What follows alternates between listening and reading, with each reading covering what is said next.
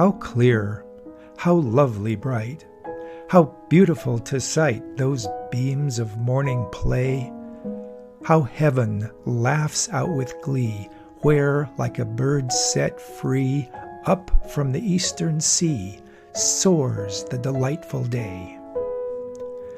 Today I shall be strong, no more shall yield to wrong, shall squander life no more. Days lost, I know not how, I shall retrieve them now. Now I shall keep the vow I never kept before.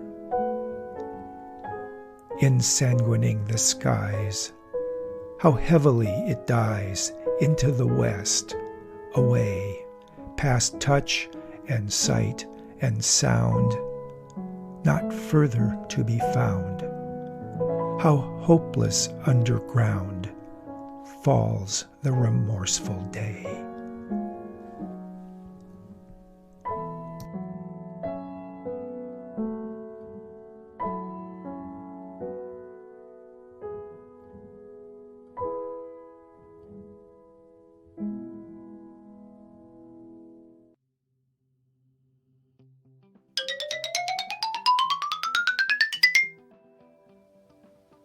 Monday mornings come round quickly again, and I've woken up very early.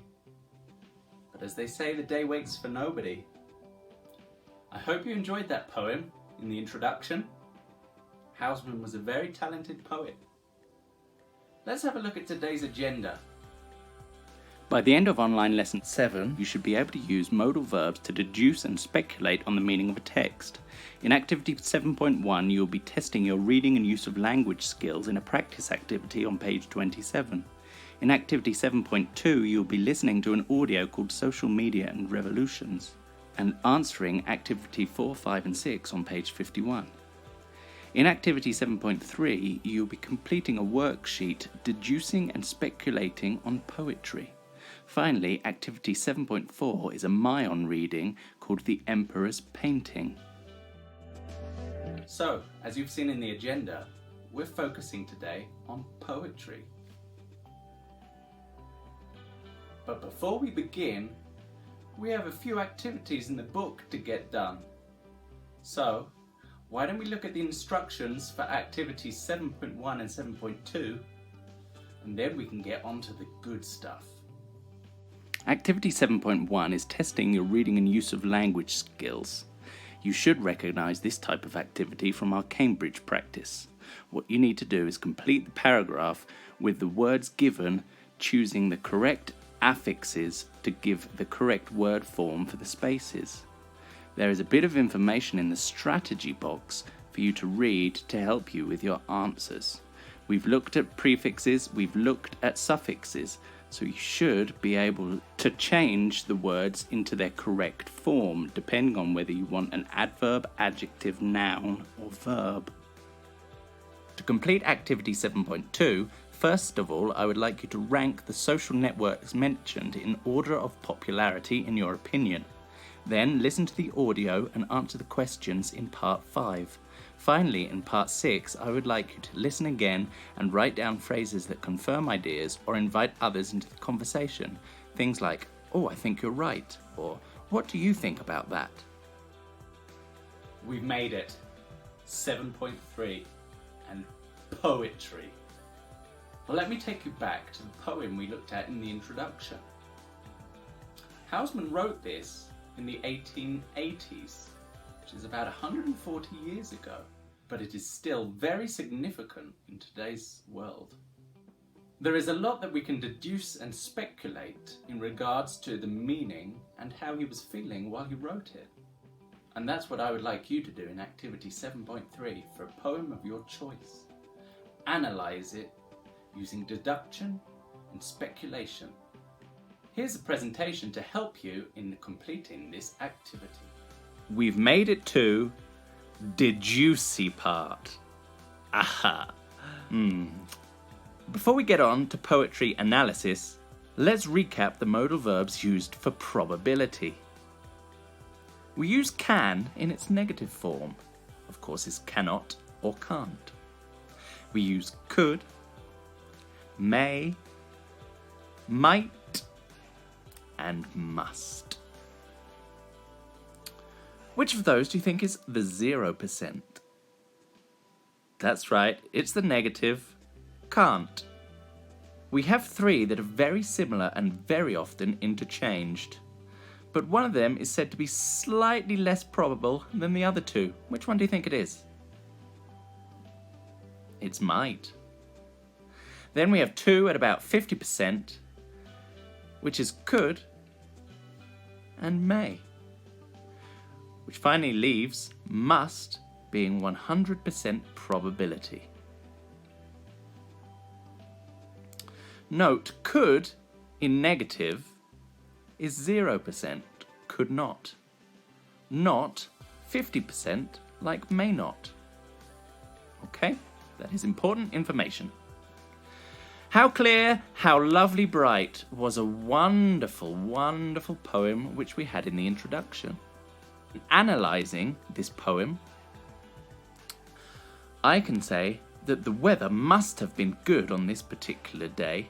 Look what he says about it. How clear, how lovely bright. It also says, down at the bottom, soars the delightful day. Oh, everything's so positive. We use present perfect, must have been. Okay, the time is in the past, and it is not apparent or specific based on the information in the sentence. Verse 2 we're on to now. The writer may have regretted some past actions. Where have I found that information, you might be asking yourselves? Somewhere around here. Shall squander life no more, days lost I know not how. The writer may have regretted some past actions. That is the analysis I make from that certain section of the verse. The writer couldn't have carried on living as he had before. Now I shall keep the vow I never kept before. Found that at the bottom. Verse 3. Ensanguining the skies, the bloody red of sunset. The sky must have been red, the sun must have been setting. That's where I got that information. And finally, the writer might be comparing the life of a person to the stages of the day. That is the kind of overall analysis or impression I got from the poem. And there I have used 5 sentences to analyse the poem. Now I would like us to look at activity worksheet for 7.3. So as you can see here on activity worksheet 7.3, there is a space available in which you are to write your chosen poem or paste a copy of it.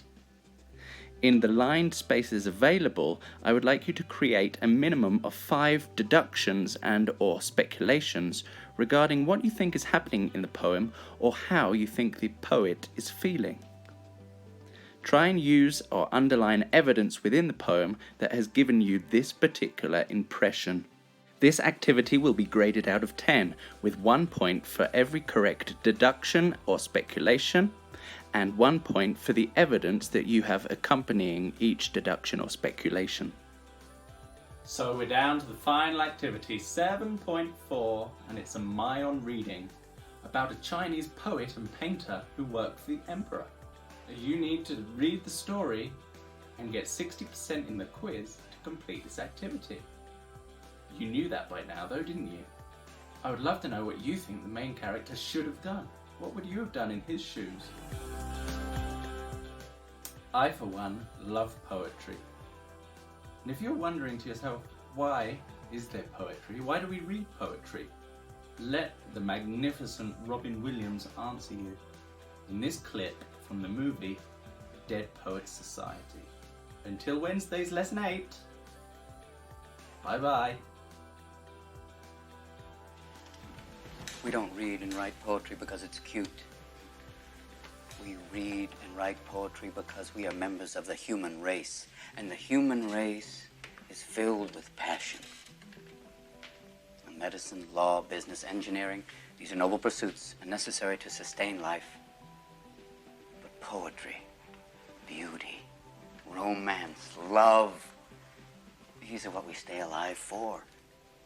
To quote from Whitman, "O me, O life of the questions of these recurring, of the endless trains of the faithless, of cities filled with the foolish, what good amid these, O me, O life?"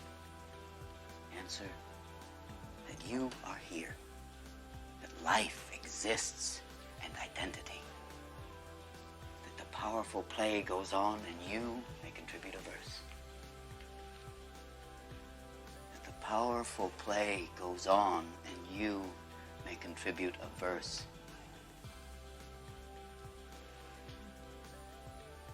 What will your verse be?